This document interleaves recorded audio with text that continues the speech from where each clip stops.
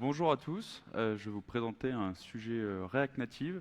Donc on va voir comment avec la librairie Watermelon DB, on peut développer une application mobile offline first, c'est-à-dire en fait, qui soit entièrement fonctionnelle en mode Erlang, mais qui puisse aussi, on va le voir, se synchroniser avec un serveur. Donc moi je suis développeur full stack, je travaille au Bear Studio, donc on est un studio d'accompagnement pour porteurs de projets. Donc principalement on fait du développement, ça va de l'accompagnement au début du porteur, de la prise en compte de son besoin, l'UX design et du développement de la préparation de son produit. Donc on fait majoritairement des applications web et mobiles. Donc justement pour un de nos clients qui est Cuisiner pour bébé, qui a déjà une autre application sur le store pour permettre aux parents de facilement trouver une recette à cuisiner pour leur enfant, pour leur bébé, aussi pour la famille. Donc pour ce client-là, ils avaient un nouveau besoin, en fait, une nouvelle application de liste de courses partagée, donc qui est déjà disponible maintenant sur les stores, qui est déjà en production. Je vous encourage à télécharger avec le petit QR code. Donc le principe de l'application est tout simple. En fait, c'est une liste de courses donc l'application peut fonctionner entièrement en mode Orling. Par contre, après, ce qu'il y a de bien, c'est qu'on peut partager sa liste de courses avec quelqu'un d'autre. Et là, du coup, on a besoin d'une synchronisation avec le serveur pour partager et échanger les données. Donc voilà le principe de l'application. On a sa liste de courses, on peut ajouter des éléments, mettre des descriptions, etc. Partager à quelqu'un de son entourage, son conjoint, sa famille. Puis ensuite, aussi une autre fonctionnalité qui est bien sur cette application, c'est qu'on peut importer des recettes de l'application Cuisiner pour bébé directement dans l'application liste de courses. Et donc on a la liste de courses après pour préparer la recette. Donc techniquement, qu'est-ce qu'on avait besoin pour ce projet-là? Alors déjà, le premier besoin, c'était on devait faire une app mobile en React Native. Alors pour plusieurs raisons. La première déjà, c'est que nous, on a beaucoup d'expérience en React et notamment en React Native. Et aussi, pour le client, c'était mieux d'avoir un seul projet cross-platform qui peut viser Android et iOS directement. Ça fait moins de coûts de développement, etc., etc. Tout devait fonctionner, du coup, comme je disais, en mode Orling. Du coup, une application pour faire ses listes de courses, pour faire ses courses, on va dans des magasins, on n'a pas forcément un accès à Internet, etc. Donc, il faut qu'on puisse quand même faire des actions sur le téléphone, qu'elles soient conservées en mode Orling, une fois qu'on a un nouveau Internet, qu'on puisse les resynchroniser.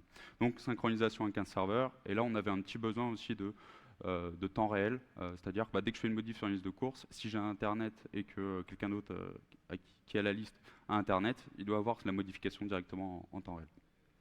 Et enfin, on voulait privilégier principalement des technologies open source, des librairies open source, pour avoir le contrôle dessus, et notamment sur les coûts, parce qu'en fait, quand on a des synchronisations, quand on utilise un service avec du temps réel, etc., souvent, ça va entraîner des coûts qui vont augmenter quand on aura plus d'utilisateurs.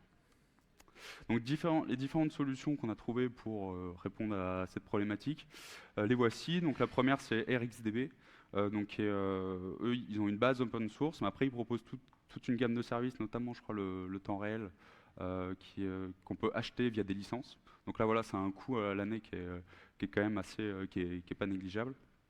Et voilà, ils proposent, je crois aussi avoir une partie un peu service côté API. Après, on a Firebase, lui qui est le plus connu. Firebase avec ses services Firestore. On va retrouver aussi le Runtime Database, on a une base de données en temps réel.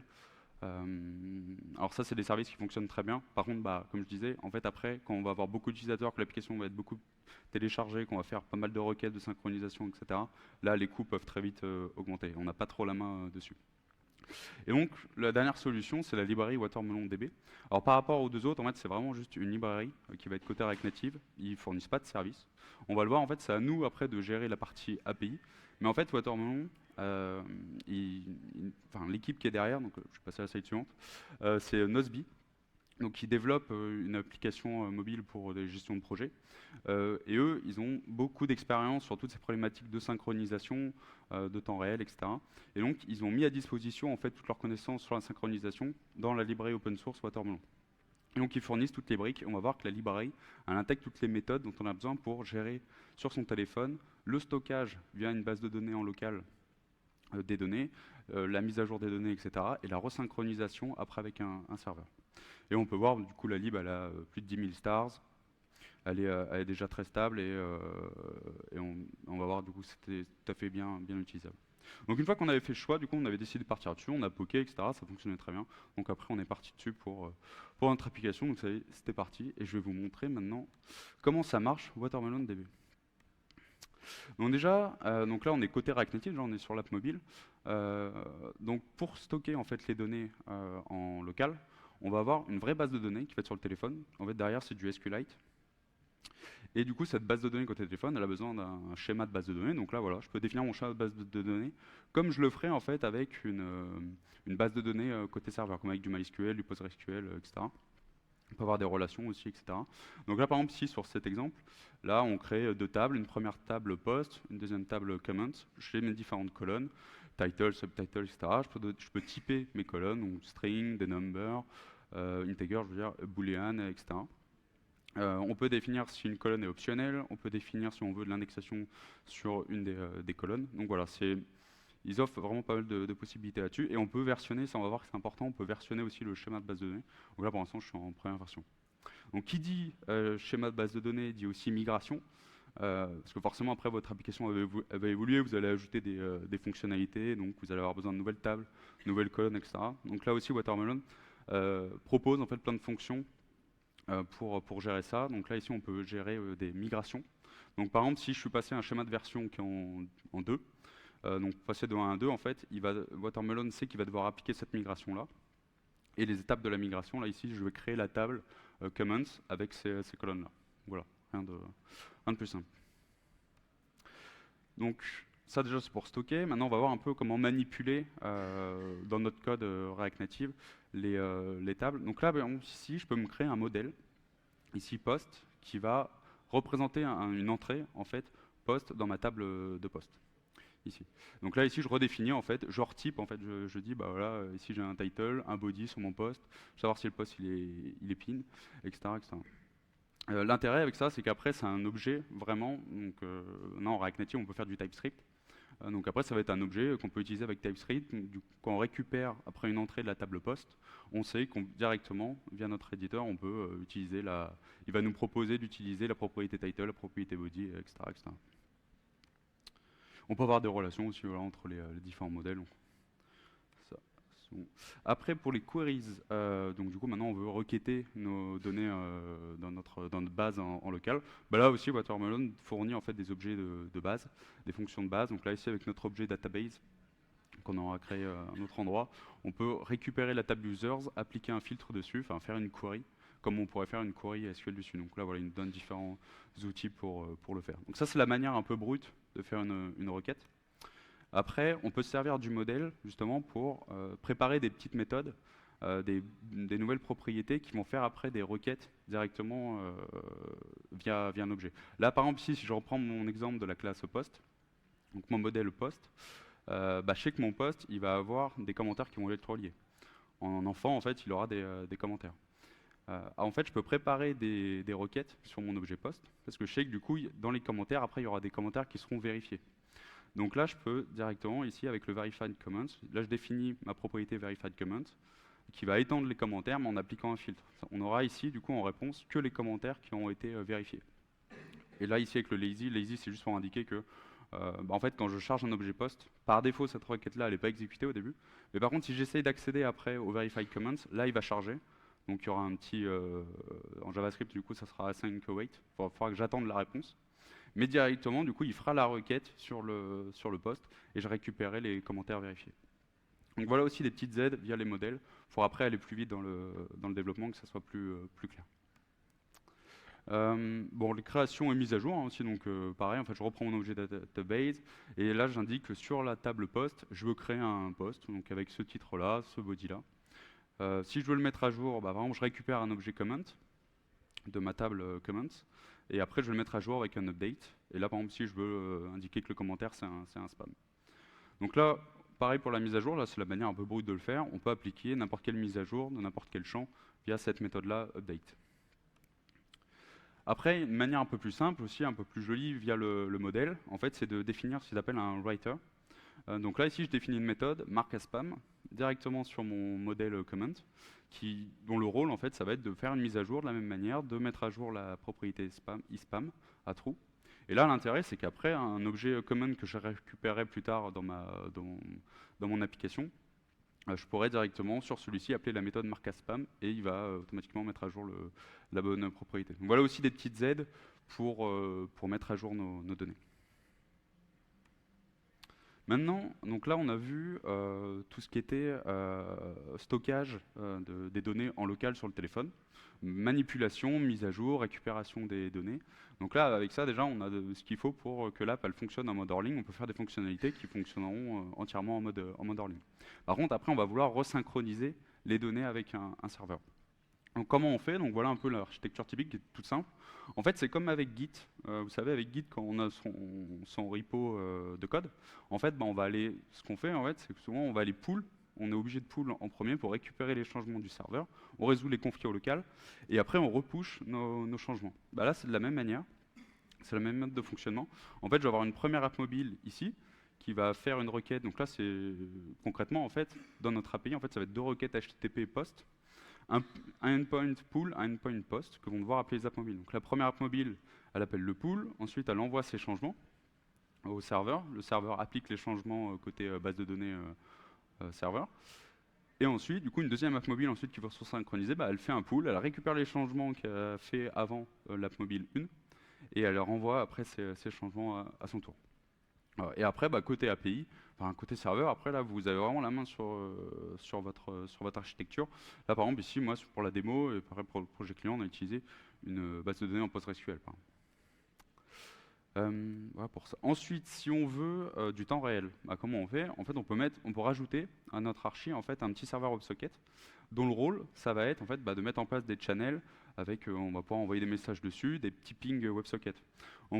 Par exemple, ce qu'on peut faire, c'est que sur le serveur API, en fait, dès qu'il détecte des nouvelles données, dès qu'on push des changements de son côté, il sait qu'il doit reprévenir les autres applications qu'elles doivent se resynchroniser. Donc il envoie le petit ping WebSocket, le serveur transmet aux autres apps mobiles. À la réception du ping, l'app mobile, elle sait qu'elle doit se resynchroniser, donc elle refait un pull et un push. Et ça, franchement, pour l'avoir utilisé, c'est en termes de, ça fonctionne en termes de ressenti, etc., de rapidité, c'est très rapide. Et ça donne la même expérience qu'on aurait avec une Firebase Real-Time Database, par exemple. Donc, quand je dis les changements, en fait, le pull, le push, en fait, ce qui va transiter, en fait, ça va être ce JSON-là. Donc ça, c'est un JSON d'exemple de changement. Donc là, par exemple, ici, si j'ai des changements sur deux tables, sur la table Project, sur la table Task, pour chacune d'entre elles, du coup, je vais avoir les créations, ici, les mises à jour, avec toutes les données, du coup, à chaque fois qui sont envoyées, et les suppressions. Donc là, pour les suppressions, j'ai juste besoin de renvoyer l'identifiant de l'élément à supprimer. Et donc ça va être à la fois généré par la librairie WatermelonDB. Sur le téléphone, la librairie elle va être capable de sortir les changements qu'il y a eu depuis la dernière synchronisation. Et aussi, là par contre, c'est à vous de le faire. Côté API, votre API, au moment où les applications mobiles vont vouloir se synchroniser, qu'elles appellent un pull, là c'est à vous de gérer la logique de alors quel changement il faut retourner pour qu'on resynchronise le téléphone. Donc justement, pour le développement de ces deux endpoints, WatermelonDB en fait donne dans leur documentation, en fait, c'est très bien expliqué, ils donnent en fait toutes les guidelines, les instructions qu'il faut suivre pour que les endpoints, pour que ça fonctionne et qu'en gros les endpoints ils suivent certaines spécifications. Donc le premier c'est le pull. Alors là ici le premier bloc ici c'est ce que va envoyer l'application mobile pour se resynchroniser. Donc l'information la plus importante ici c'est le last pulled at. En fait c'est un timestamp tout simplement qui représente la date et heure en fait de dernière synchronisation du téléphone. Le téléphone dit voilà, moi je suis synchronisé, la dernière fois que je me suis synchronisé c'était à telle date, donne-moi les changements depuis cette date-là. Et après deux autres informations qui sont importantes, on le verra un peu plus tard. En fait c'est le schema version, en fait, donc c'est la version du schéma de base de données qui est actuellement sur le téléphone. Et la description de la migration, ça c'est un objet migration, en fait, qui va contenir la description de la migration qui vient d'être appliquée si on a une. Et donc là, auquel cas, on verra un peu plus tard.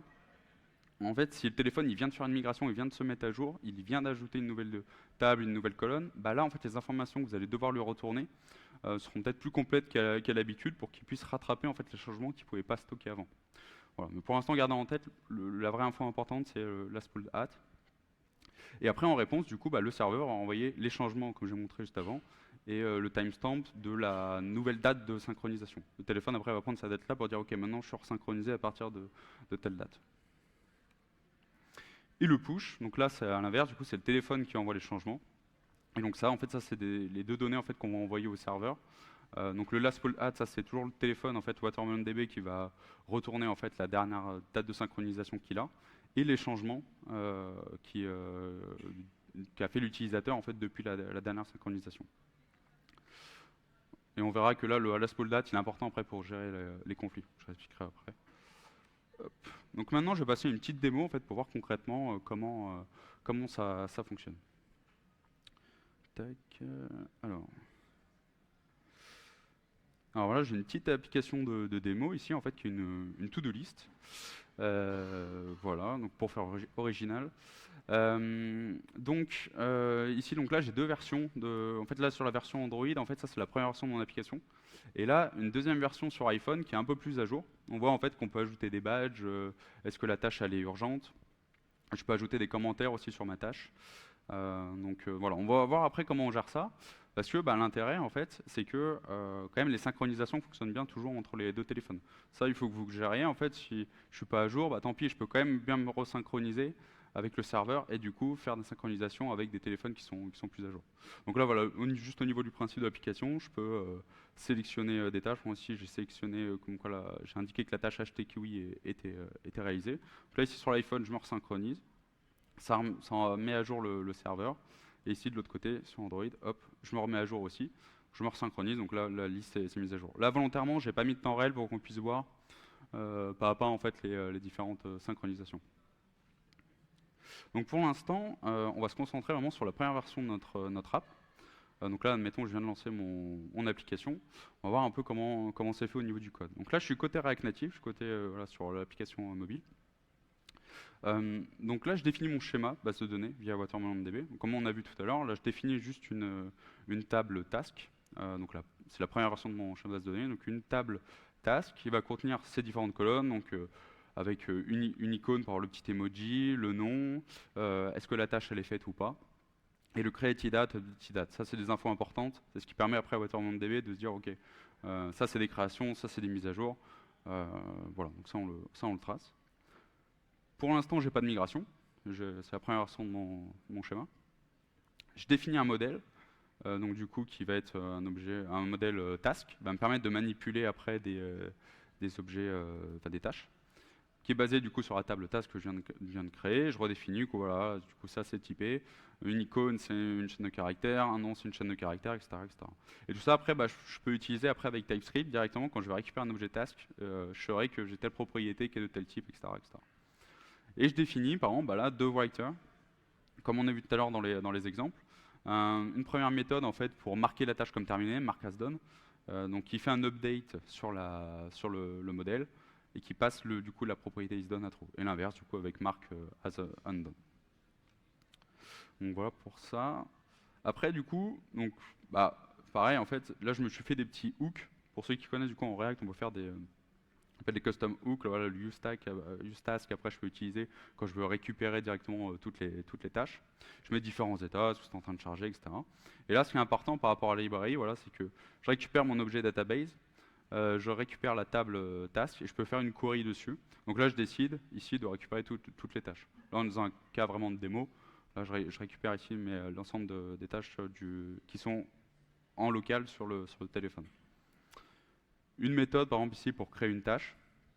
Donc voilà, ici, là, quand je peux utiliser cette modèle-là, que je vais vouloir aller créer une tâche, c'est ça qui va être appelé.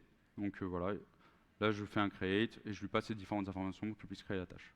Pareil pour la mise à jour, voilà. Donc là, la seule différence, du coup, c'est qu'il faut passer en entrée l'objet task qu'il faut modifier.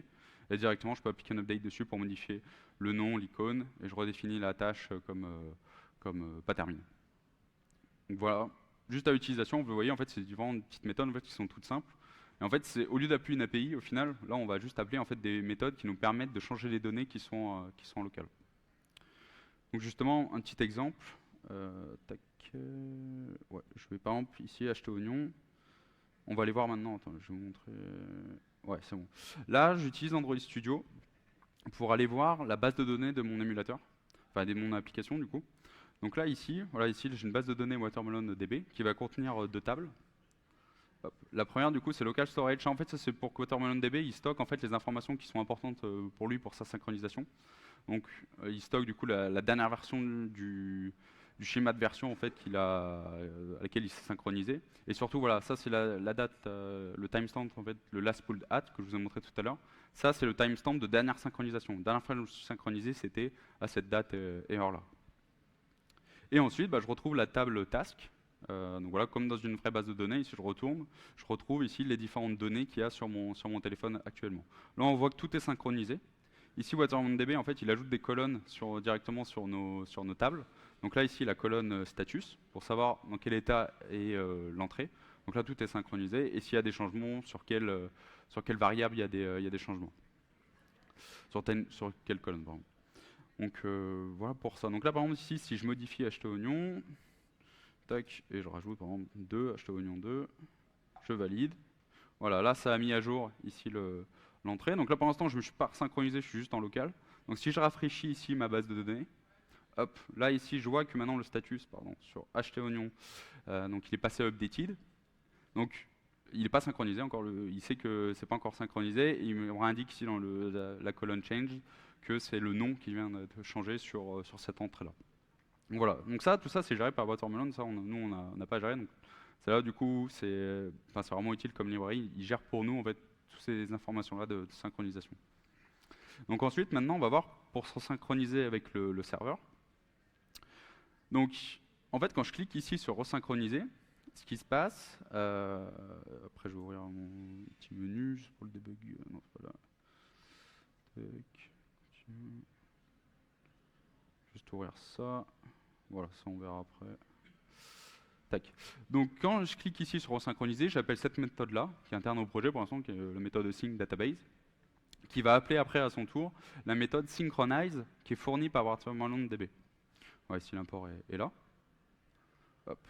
Donc juste là, les deux premières informations en fait, qu'on envoie dans l'objet à cette méthode-là, c'est donc notre objet database, savoir à partir de quelle version les migrations sont acceptées. Donc là, dès le début, on les autorise. Et après, bah là, les deux informations importantes, ça va être les deux fonctions. La première, du coup, c'est pull changes et push changes. Donc là, la méthode pull changes, ça, c'est des paramètres en fait qui nous sont envoyés, qui nous sont générés par WatermelonDB.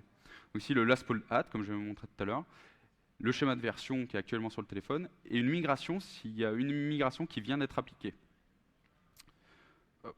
Donc après, bah, dans le pull changes, nous derrière, on appelle notre API. Si ça, c'est une méthode qui appelle derrière mon API, mon serveur, et qui va transmettre ces informations-là. Le serveur, lui, il doit retourner ces informations-là, donc les changements qu'il y a eu sur le serveur depuis la dernière date de synchronisation, et le timestamp de la date de la nouvelle synchronisation. Et après ça, on retourne directement à WatermelonDB. WatermelonDB enregistre en base de données locale, du coup, à nouveau ces informations-là. Et après, le push changes. Donc là, à l'inverse, là, c'est la librairie WatermelonDB qui va générer les changements et nous les donner, ainsi que sa dernière date de synchronisation. Et pareil, à l'identique, on renvoie ces changements-là après à notre API. Donc voilà pour ça. Tac. Donc côté API maintenant. Hop. Voilà, donc là, je me suis défini un projet en Next.js. Donc j'utilise, là, je fais ce que je veux. Du coup, c'est vraiment ça, c'est pas géré par WatermelonDB. Donc là, je peux définir par exemple une base de données avec Prisma en PostgreSQL. Donc là, je définis un premier modèle du coup task, en fait, du coup, qui va être la table que j'avais tout à l'heure sur l'application mobile en local. Et là, vu que par contre, l'API elle gère pour différentes versions, là j'ai déjà du coup les nouvelles colonnes. Is urgent pour afficher le petit badge urgent et comment pour stocker un commentaire sur une tâche. Donc après, je définis ma endpoint. Hop, ici, je vais fermer ça. Ici, là, après, je définis mes deux endpoints pour la synchronisation. Donc le premier, je vais passer sur le push changes. Donc là, voilà, on va récupérer les changements et la date de synchronisation du téléphone. Hop. Ensuite, alors là, ça c'est important, bon, là c'est lié à Prisma, là j'applique une transaction, mais ça ayant en tête, du coup, il faut vraiment que, si jamais à un moment, au milieu de la synchronisation, au milieu du push, il y a une erreur, il faut que ça roll back to, sinon après vous allez avoir un état un mauvais état en fait. Après le téléphone pourra plus se resynchroniser, etc. Donc pour toujours après qu'il y ait un état propre, on applique une transaction. S'il y a un problème, il rollback toutes les modifs. Donc après, bah, tout simple, là c'est vraiment de la logique simple, hein. Je boucle, en fait je regarde si j'ai des créations sur mes tâches et je boucle après sur toutes les créations. Alors là, point important, j'expliquerai après en détail pourquoi on fait ça, mais si jamais en fait le téléphone quand même envoie, on a un petit bug, etc. côté app mobile, ça arrive, ça peut envoyer des fois 2 fois la requête pour la création des mêmes éléments. Donc là, nous, ce qu'on a fait pour corriger ça et pour pas que ça bloque les applications mobiles, pas qu'on bloque les synchronisations, en fait, si la tâche elle existe déjà, bah, juste on convertit en mise à jour la création. Parce qu'en fait, au final, les informations sont là, donc on remet à jour l'élément. Au lieu d'essayer de tenter une création en base, mais vu que l'identifiant elle-même, il va casser. Donc sinon, si c'est bien une création, on crée. Les mises à jour, pareil, on boucle sur les mises à jour et on met à jour nos entrées côté serveur. Et voilà pour ça. Et puis après, du coup, bah, on envoie le nouvelle date de synchronisation. Ensuite, pour le pull changes, hop, donc là bah, pareil, du coup, là, le téléphone sera synchronisé. Donc, on fait une petite sécurité ici. C'est juste, faut y penser. En fait, c'est juste que le téléphone, on vient installer l'application, par exemple. Au début, il n'a pas de date de synchronisation. Il va nous envoyer null. Donc là, il faut qu'on gère le cas. Donc là, je gère juste le cas. Si jamais j'ai null, en fait, je garde la valeur 1. Et en fait, ce qui va se passer ici, sur mes fils, quand je vais récupérer du coup les tâches créées depuis la dernière synchronisation ou les mises à jour depuis la dernière synchronisation, soit j'ai une valeur valide et là du coup bah, j'aurai vraiment les 2-3 créations depuis la dernière heure où je me suis synchronisé, ou alors bah, je lui renvoie du coup toutes les créations depuis le début. Là on est dans un contexte vraiment de démo. Après bien sûr sur les applications en fonction du métier, etc. Faut pas renvoyer toute votre table. Faut pas que votre table je sais pas, pour des données importantes, je sais pas, des projets, etc. Faut pas que ça copie la base de tous les projets de tout le monde, tous les utilisateurs confondus sur les téléphones de tout le monde. Voilà, après voilà, faut appliquer les filtres, mais du coup vous avez la main. Après là c'est du code sur vos endpoints. Après vous pouvez mettre aussi bah, là, de l'authentification, de la sécurité, etc. Tout ça après vous avez la main dessus. Ça on verra après. Ça c'est pour gérer les migrations. Je vais revenir dessus juste après. Puis après voilà, on retourne les différents changements côté app. Donc là par exemple, hop si je retrouve où est-ce que il est là. Tac, mon DevTools. Donc là, par exemple, ici, je vais refaire le test. Ici, hop, je passe en htOignon 3. Je fais valider. Je resynchronise. Tac. Ah oui, j'ai déjà fait la modif qui n'était pas synchronisée. Et là, du coup, au push, ici, on voit en fait WaterMontDB. Du coup, il m'a bien sorti l'élément qu'il fallait remettre à jour et qu'il fallait renvoyer au serveur. Donc ça, après, ça renvoie au serveur. Le serveur remet à jour de son côté. Donc là, par exemple, ici, donc, là, si je recharge après ma base de données ici en local, bah, là, l'élément du coup htOignon qui est devenu 3, il est bien passé en synchronisé, synced.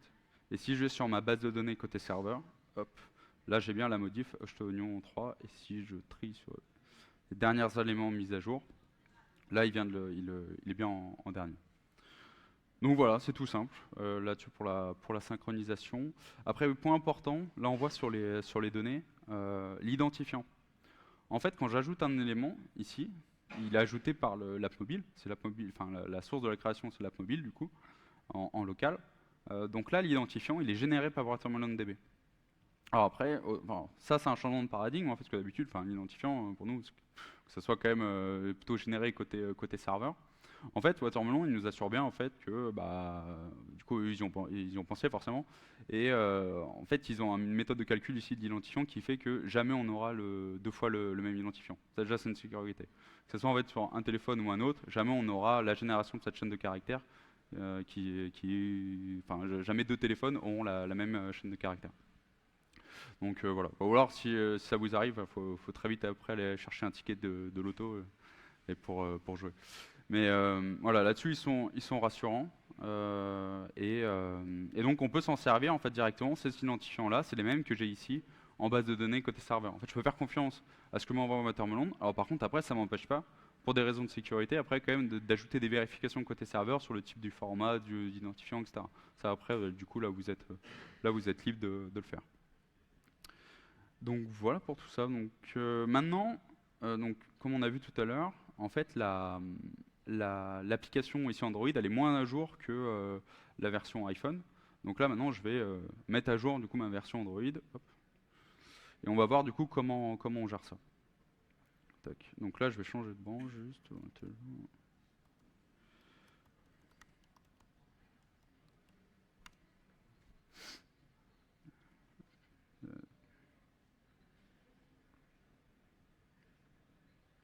Tac. Je redémarre l'app. Donc là, elle va se remettre à jour. Tac. Donc, alors j'ai pas encore rafraîchi la vue. Et on va voir maintenant les changements qu'on a dans le code. Donc au niveau du schéma de base de données, en fait, je suis passé en version 2. Là, je définis en fait vraiment le nouvel état actuel de la base de données. Donc sur la table task, maintenant j'ai deux nouvelles colonnes, isUrgent et comment, comme on a côté serveur. Par contre, du coup, je suis obligé d'appliquer une migration. Donc via les outils de WaterMonDB, là, je dis pour passer en version 2, tu dois ajouter des colonnes sur la table task et ajouter du coup ces colonnes-là, isUrgent et comment. Et en fait, c'est comme ça que, au fur et à mesure en fait, où on fait évoluer l'app, en fait, toutes les migrations après sont listées et WaterMonDB les applique au fur et à mesure. Tac. Donc là, sur mon modèle, juste, j'ai ajouté pour la V2 du coup, voilà, les deux nouveaux champs pour pouvoir les manipuler après avec mon TypeScript. Voilà. Et après, il n'y a pas plus de changements. Et en fait, c'est là où c'est important, en fait, c'est au moment de la synchronisation, au moment du pull.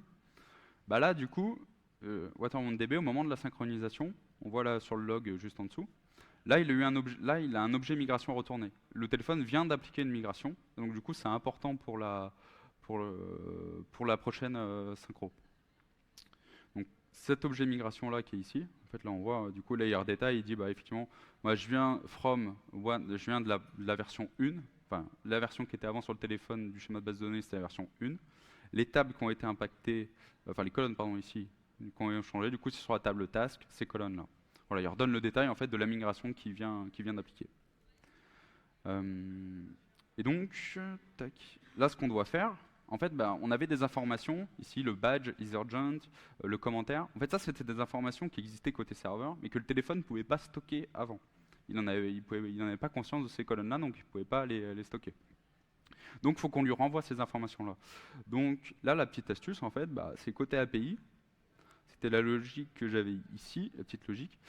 Là, ici, en fait, je détecte, est-ce que en fait, le schéma de version du téléphone, maintenant, il est au moins supérieur ou égal à 2 ? Et est-ce qu'il y a une migration, du coup, qui vient d'être appliquée ? Et si la migration, du coup, elle est inférieure, le schéma qui était avant, c'était inférieur à 2, donc c'est-à-dire 1, s'il est passé, en gros, de la version 1 à 2, je sais que, au lieu de lui retourner juste les tâches depuis la dernière synchronisation, là, je vais lui renvoyer toutes les tâches qu'il doit remettre à jour. Du coup, je vais lui renvoyer les données en même temps des deux colonnes isUrgent et comment. Donc là, si je resynchronise, je remets à jour la vue, voilà, là, il a bien récupéré les différentes informations. Il est au même niveau maintenant que l'iPhone. Et donc, de la même manière, après, je peux resynchroniser. On peut faire des modifications des deux côtés. Ça aussi, une résolution de conflits après gérée via WaterMonDB. Et donc, ça fonctionne très bien. Mais voilà, donc il faut bien avoir ça en tête. Là, vous avez, c'est pas comme d'habitude où on va avoir juste une API. Le téléphone, il va pas garder des données, ou alors juste un petit système de cache certaines données. En gros, normalement, on a juste une API qui renvoie les infos. Le téléphone, à chaque fois, refait les requêtes pour récupérer les infos, mais il stocke rien en local.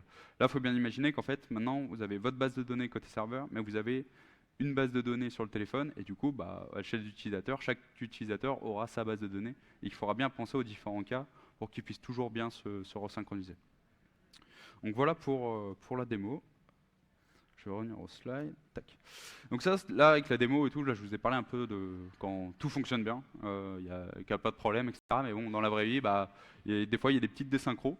Là, nous, on a pu s'en apercevoir. En fait, c'est rien de grave, il faut juste bien suivre, parce qu'en fait, il y a des cas auxquels vous n'aurez pas pensé. Par exemple, les petits cas que je vous ai montrés, pensez à convertir une création en mise à jour. En fait, ça, c'est après, en expérimentant, qu'on voit que, pour pas bloquer, en fait, là, on peut autoriser comme ça. Donc un premier exemple de cas de désynchro. Alors là, par exemple, admettons que j'ai un téléphone en fait qui fait des créations, des mises à jour, des suppressions, etc. Il fait ses modifs, il envoie au serveur ses modifs. Et admettons que là, ici, sur le champ name, en fait, j'envoie la valeur null.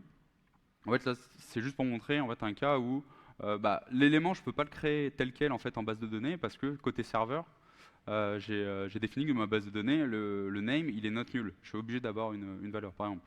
Donc là, le cas typique, l'API, elle devrait renvoyer une erreur. Mais si jamais, par exemple, j'ai choisi d'ignorer les créations qu'il ne peut pas faire, en fait, là, ça va poser un problème. Admettons que j'ignore du coup cette création-là, pour l'identifier en AA. Donc là, l'API, elle renvoie un statut de 100. Elle dit OK, du coup, c'est bon, tu es bien synchronisé. Le téléphone, du coup, WaterMonDB pense qu'il est bien synchronisé à la nouvelle date. Donc ces changements-là, il ne va pas les renvoyer à nouveau.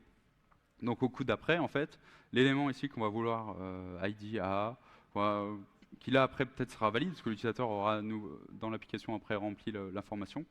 Bah en fait, ça, ce changement-là, il va être renvoyé comme une mise à jour. Du coup, bah, on se dit, bah, ok, la création est bien passée, donc maintenant c'est que de la mise à jour. Et là, ça va casser côté API, parce qu'on ne pourra pas retrouver l'élément en base. Donc voilà. Donc là, en fait, pour un cas comme ça, en fait, ce qu'il faut faire, c'est vraiment que l'API directement, elle renvoie une erreur. En fait, il y a quelque chose qui n'est pas valable, que vous ne pouvez pas stocker, notamment pour les créations. Faut juste renvoyer une erreur. Comme ça, bah, côté app mobile, ok, du coup, il reçoit une erreur, il ne synchronise pas. Mais au moins, il va renvoyer à nouveau ces changements-là. Et après, on peut appliquer, alors si c'est un bug côté app mobile, on peut appliquer une petite mise à jour pour corriger la donnée qui renvoie une donnée valide. Mais après, on pourra bien rejouer les synchronisations. Donc voilà, vaut mieux lever une erreur au début quand il y a quelque chose de bizarre et pas ignorer en fait les choses qu'on peut pas créer. Donc l'autre exemple dont je parlais tout à l'heure, en fait, c'est le cas de la double création. En fait, on a vu des fois, en fait, ça peut quand même, ça reste une app mobile avec du code. Voilà, React Native, il y a différents écrans, etc. Vous allez peut-être vouloir vous synchroniser à différents endroits. Il se peut qu'il y ait deux synchronisations qui partent en même temps, du coup qui tentent de faire deux créations pour le même élément dans la foulée. Et là, le problème, c'est que du coup, au début, ok, il va dire ouais, je crée bien, donc là, côté serveur, il va bien appliquer les créations. Sauf que deuxième coup, qu'on va vouloir recréer les éléments, là, si on les convertit pas en mise à jour, par exemple, si on gère pas bien le cas, ça va casser. Enfin, du coup, l'API va renvoyer une erreur et le téléphone pourra plus se synchroniser. Voilà, petite chose, du coup, petite astuce pour débloquer ça. Et ensuite, la gestion de conflits. Alors ça, c'est plutôt pour éviter, alors pas les désynchros en fait complètes du téléphone, mais c'est plutôt les cas où en fait on n'a pas récupéré toutes les données de l'utilisateur. En fait, par exemple, là, si j'avais mes deux to-do list, si jamais on gère pas bien une gestion de conflit, qu'après on commence à avoir du temps réel, etc., il se peut qu'après, au bout d'un moment, en fait, on ait deux listes qui correspondent plus. Des deux côtés, les téléphones n'auront pas les mêmes données. Donc en fait, comme avec Git, en fait, c'est le cas simple. En fait, le cas où tout fonctionne bien, en fait, c'est quand on fait les choses séparément. Là, par exemple, j'ai une première application qui se synchronise, donc qui fait son pull, qui fait son push. Et après, un peu plus tard, j'ai une deuxième application qui fait son pull et son push. Là, il n'y aura pas de souci, vous n'avez même pas besoin de gestion de conflit. Après, voilà, comme je disais, du coup, quand on a du temps réel, ou même quand... Si je cliquais, par exemple, sur ma démo, en fait, si je cliquais en même temps sur les boutons, là, j'aurais pu avoir ce cas-là. Donc, comment gérer, du coup, bien une gestion de conflit? En fait, c'est un peu la manière comme Git fait. En fait, admettons, là, j'ai un premier téléphone ici qui fait un pull. Là, j'ai un deuxième téléphone dans la foulée qui fait son pull. Donc, le premier téléphone fait son push. Donc là, le push ici va envoyer des données que le second téléphone n'aura pas pu récupérer, parce qu'il aura fait le pull juste avant. Et après, le deuxième téléphone, du coup, veut faire son push pour envoyer ces données. En fait, là, c'est à ce moment-là, au push, ici, qu'il faut gérer le conflit. Donc, en fait, ce qu'il faut faire, en fait, c'est qu'il faut détecter. Ok, en fait, on regarde toujours, au moment du push, on regarde, est-ce que entre le pull que tu as fait tout à l'heure et le push que tu veux faire maintenant, est-ce qu'il y a eu des nouvelles données en base de données? Si c'est le cas, on te renvoie une erreur. Et du coup, le téléphone sait qu'il n'est pas synchronisé. Et en fait, un petit peu plus tard, là, on refait la synchronisation. Et là, du coup, ça va bien passer. Ce qui va refaire le pull, il va repartir de ce point-là, ici. Il va récupérer toutes les données qui ont été ajoutées notamment par ce téléphone-là. Et ensuite, il va pouvoir repusher pour envoyer ces données à lui. Donc voilà pour ça. Et en fait, c'est notamment, je vais peut-être revenir pas mal en arrière, mais voilà, c'est notamment ici pour ça que, en fait, au moment du push, en fait, on voit toujours le last pull at pour dire, ok, toi, tu es synchronisé depuis là. Est-ce qu'entre temps, du coup, il y a eu à nouveau des modifs? Donc maintenant, alors là, les cas plus extrêmes, vraiment quand la prod brûle, donc comment est-ce qu'on gère quand côté API on a des soucis, parce que là il faut y penser vu qu'il y a des synchronisations. Donc le cas là où vous allez être le plus à l'aise, celui-là on a pu l'expérimenter en prod, en fait c'est le cas classique, en fait l'API elle tombe, le serveur il est plus dispo parce qu'il y a un problème par exemple chez l'hébergeur. Là dans ce cas-là ça va parce qu'en fait au début, donc là, ça synchronise bien. Le téléphone, il garde en mémoire du coup le timestamp de la dernière synchronisation. Après, l'API, elle tombe. L'API, elle est plus disponible. Alors, on peut plus communiquer avec l'API. Mais du coup, c'est pas grave. Le téléphone, il se dit, ok, du coup, les synchronisations échouent. Donc, je suis toujours synchronisé, moi, depuis cette date-là. Et en fait, les changements que fait l'utilisateur, bah, ils vont juste s'accumuler. Et quand l'API sera à nouveau disponible, ici, on va renvoyer les changements. Voilà, donc ça c'est le cas un peu là où on est le plus serein parce qu'en fait, en fait l'application elle est faite pour fonctionner en mode hors ligne. En fait, que l'utilisateur il ait juste pas internet ou que le serveur en soit planté et soit plus dispo, ça pose pas de souci. En gros, quand vous faites une application comme ça, en fait, les fonctionnalités de base de l'application seront dispo. Donc les utilisateurs aussi pourront toujours continuer d'utiliser leur application et au final aussi, ça amène moins de pression sur le projet. Euh, alors après, autre problème un peu plus compliqué, et si on remet un dump de la base de données sur le serveur? Donc là, est-ce que vous pouvez répéter la question? Bah oui, parce qu'en fait, côté serveur, en fait, sur notre base de données, on a l'habitude, on fait des backups des données des utilisateurs. On fait des backups de notre base de données. Et ces backups-là, il faut qu'on puisse les utiliser, parce que sinon, ils nous servent à rien. Il faut qu'on puisse être serein et se dire, OK, j'ai un problème sur ma base de données, j'ai eu une intrusion, par exemple. Voilà, on a des données qui ont été ajoutées qui ne doivent pas être là. On a aussi perdu nos données. Hein, je sais pas, il y a un serveur physique qui crame, il faut remonter un serveur avec un dump de base de données. Il faut qu'on soit serein là-dessus. Sauf que le problème là, avec l'architecture actuelle, c'est que si on le fait, il va y avoir un gros problème parce que si admettons aujourd'hui il y a eu des synchronisations, les téléphones du coup ont envoyé des créations qui sont censées être en base de données, validées par le serveur. Si jamais je remets un DOM côté serveur d'il y a une semaine, mettons manque de peau, j'ai qu'un DOM d'il y a une semaine, là il va y avoir un problème, parce que du coup, les téléphones vont envoyer des mises à jour sur des éléments qui n'existent plus en base de données côté serveur. Donc comment on gère ça? Donc là voilà, je refais un récap, ici là tout fonctionne bien, l'application sauvegarde le timestamp de la synchronisation.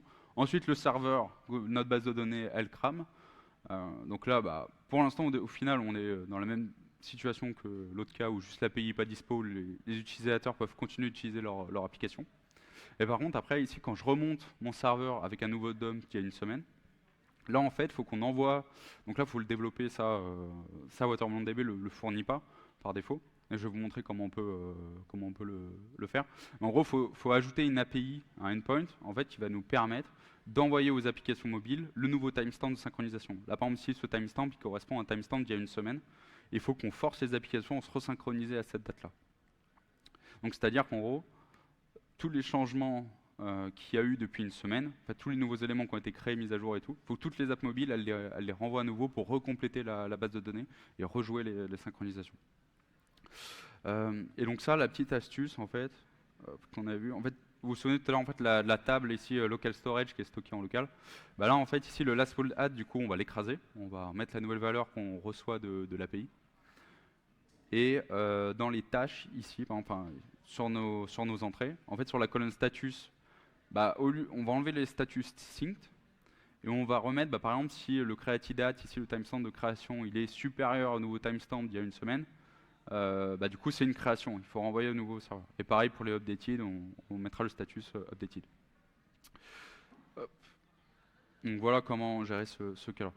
Donc après, le mot de la fin, rapidement, pour conclure. Donc voilà, attention à ne pas désynchroniser les apps. En fait, il faut bien suivre. Là, vous allez avoir différentes bases de données. En fait, il faut bien suivre au fur et à mesure, ajouter des logs pour voir si à chaque fois, les applications elles arrivent à bien se resynchroniser et qu'il n'y a pas de gros soucis majeurs.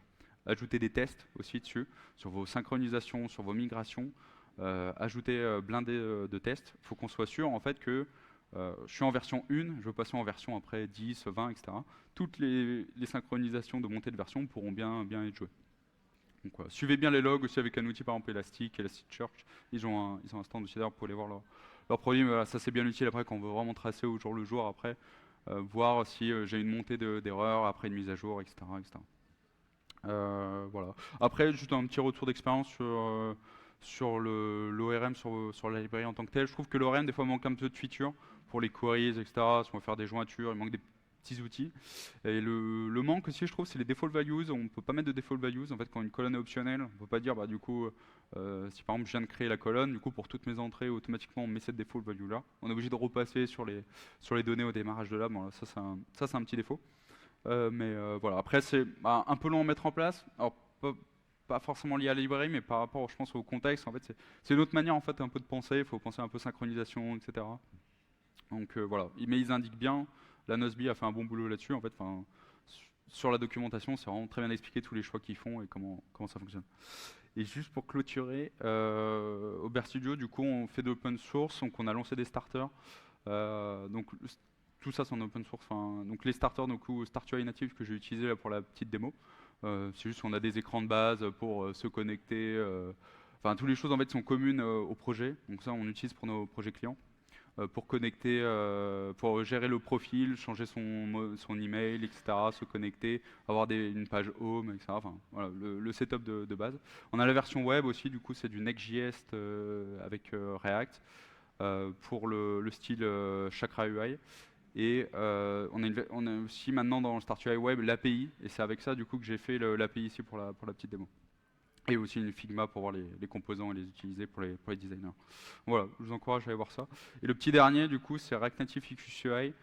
Bah là, pareil, en fait, là, c'est une librairie de composants UI pour React Native, donc qui est intégrée du coup à StartUI, que j'ai utilisé aussi là pour la démo, pour les petits composants, petits badges, etc. Voilà, si vous voulez aller voir, le lien est dispo ici. Voilà, bah merci beaucoup. Et puis le petit QR code du coup pour vos feedbacks. Puis si vous avez des questions et qu'on a le temps, c'est compliqué, pas de questions. Mais je peux rester un petit peu plus loin et puis vous pouvez venir me poser vos questions. Merci à vous pour votre attention.